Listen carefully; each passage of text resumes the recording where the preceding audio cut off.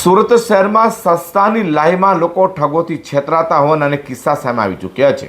તે લોકોને સસ્તામાં સોનાની લાલચ આપી પ્રથમ સોનાના સાચા મણકા બતાવી વિશ્વાસમાં લઈ જઈ પીળી ધાતુના પિત્તળના મણકાની ખોટી માળાઓ આપી ઠગાઈ આચરનાર ઠગને ગોડાદરા પોલીસે ઝડપી પાડ્યો છે।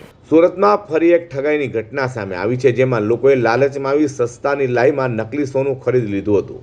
વાત એમ છે કે સુરતના ગોડાદરા પોલીસ મથકની હદમાં લોકોને સસ્તા સોનાની લાલચ આપી પ્રથમ સોનાના સાચા મણકા બતાવી વિશ્વાસ કેળવી બાદમાં પીળી ધાતુના પિત્તળના મણકાની ખોટી માળાઓ આપી દે રોકડા રૂપિયા મેળવી લે ઠગાઈ આચરતી ટોળકીના એક ઠગ એવા મૂળ નડિયાદ હાલ ગોડાદરા ખાતે માનસરોવર આવાસ ખાતે રહેતા સોનુ દેવજી ડાભેને ઝડપી પાડ્યો હતો।